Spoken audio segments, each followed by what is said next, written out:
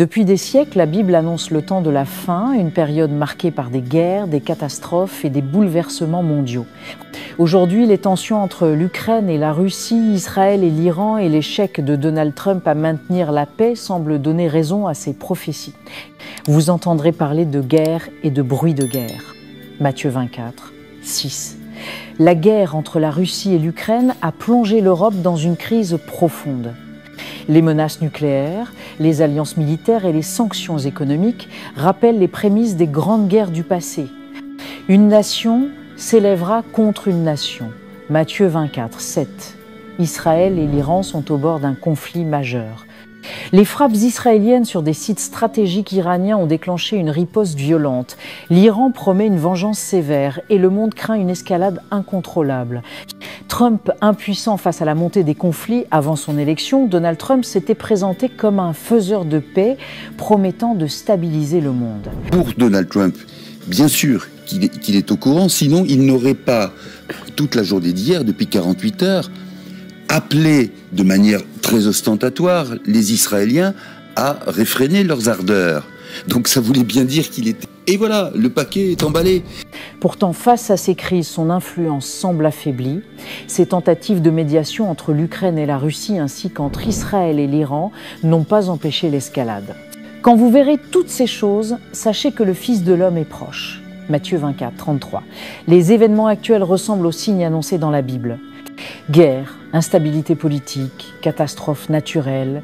Certains y voient les prémices de la fin des temps, une période où le monde basculera vers un changement profond. Le monde est-il réellement au bord du gouffre, ou ces conflits ne sont-ils que des cycles historiques qui se répètent ? Une chose est sûre, l'avenir est incertain, et les tensions mondiales ne cessent de croître.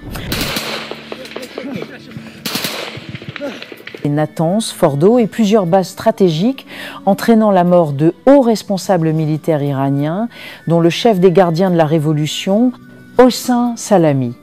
L'Iran promet une riposte sévère. À la grande nation iranienne, ce matin à l'aube, le régime sioniste a déchaîné sa main vile et tachée de sang dans notre pays bien-aimé. A annoncé le lancement de plus de 100 drones en direction d'Israël, interceptés en partie par la Jordanie et l'Arabie saoudite. Le guide suprême iranien, Ali Khamenei, a juré une vengeance amère et douloureuse, tandis que les États-Unis tentent de calmer la situation, niant toute implication directe.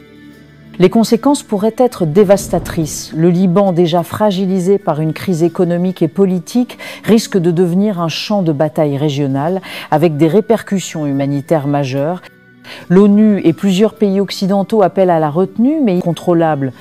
Les négociations sur le nucléaire iranien prévues dimanche semblent désormais compromises.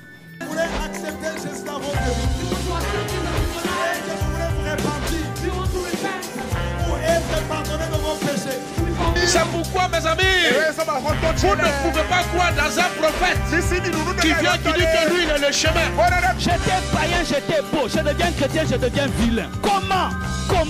Le silence n'est pas un vide, c'est un puissant langage de celui qui sait ce qu'il fait. C'est le langage du mature. La personne qui est mature répond deux fois par le silence, se tait seulement. Si le ciel s'est réconcilié avec la terre par la croix,